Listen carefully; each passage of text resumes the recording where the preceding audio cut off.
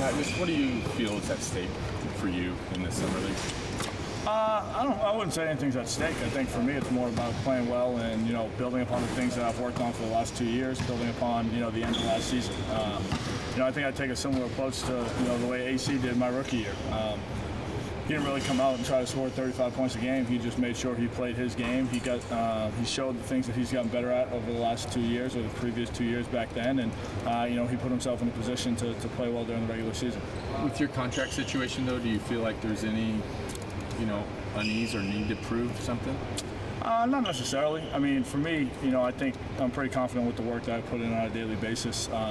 And I'm relatively happy about being able to take advantage of the opportunity at the end of the season during a few regular season games, and then, get the opportunity in the short stint, at least in the playoffs. So, I think when I've gotten the opportunity, I've been able to take advantage of it. It's just a matter of making sure that, I show the ability during summer league to continue on the right trend and, show off some of the, things an NBA two-guard has to do, which includes ball handling, pick and rolls, things of that nature, kind of like, that game versus New Orleans where I had 7 assists. Make sure, people know it's not just catch and shoot, but there can be a little bit of dynamic, playmaking ability involved. How would you describe your summer league last year?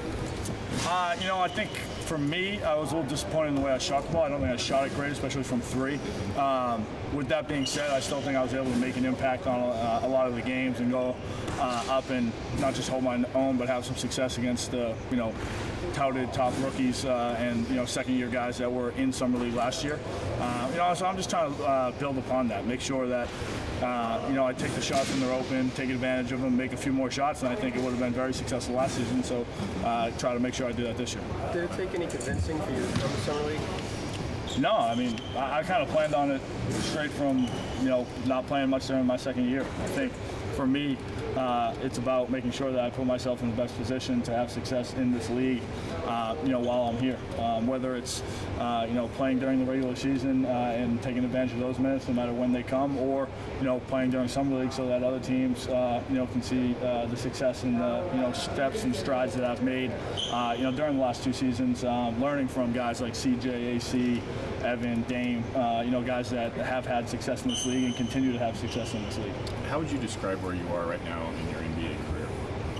I think for me, I'm at a place where it's just a matter of getting an opportunity. So to work and make sure that I put in that work that will put me in a position to have success when I do get the opportunity, is kind of what I'm focusing on. Last year, the opportunity didn't really come until the end of the season, and I was able to take advantage of that. And I guess, you can look at it where the last 2 games of the season aren't necessarily the best barometer, but at the same time, the Spurs played their guys for the majority of that game, and, everyone on New Orleans was playing besides the All-Stars, and they were, fighting for contracts for themselves as well. So to be able to have a little success there and to, show myself and others that it's there when I do get the opportunity, kind of makes me, happy about what I've done over the last 2 years, but doesn't make me satisfied to be content with that.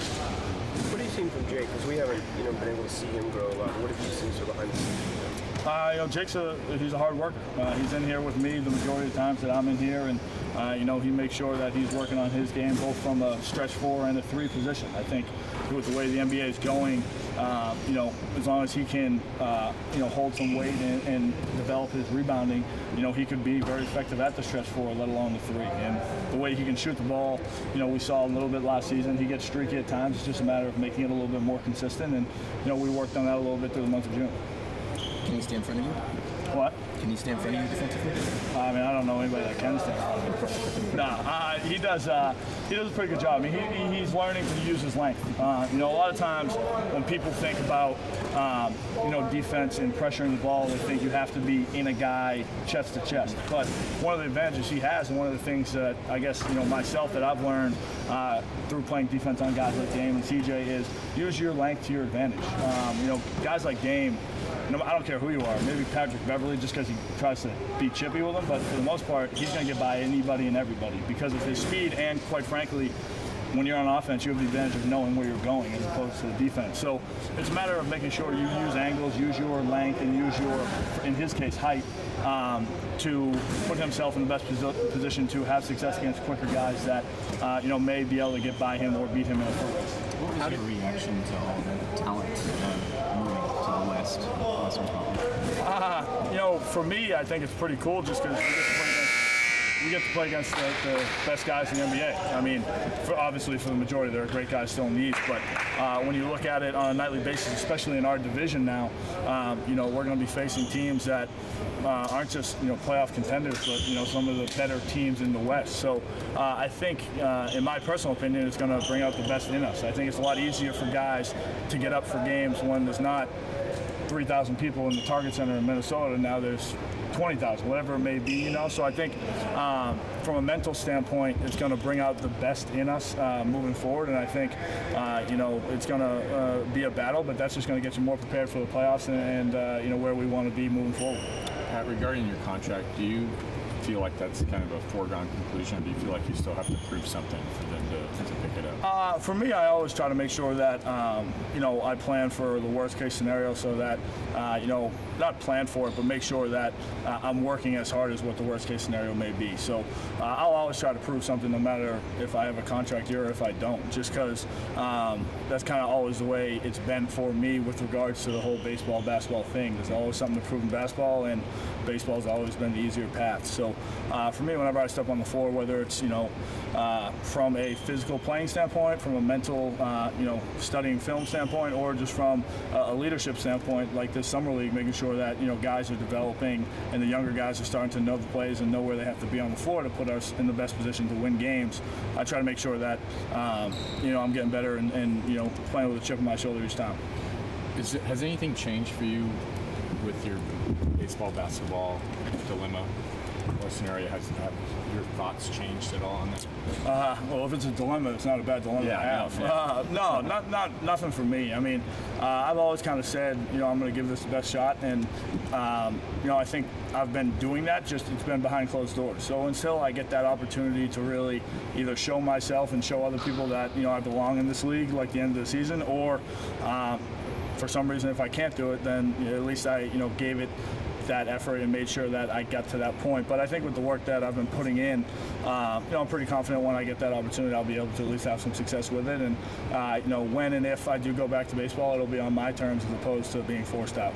Do you still train for baseball?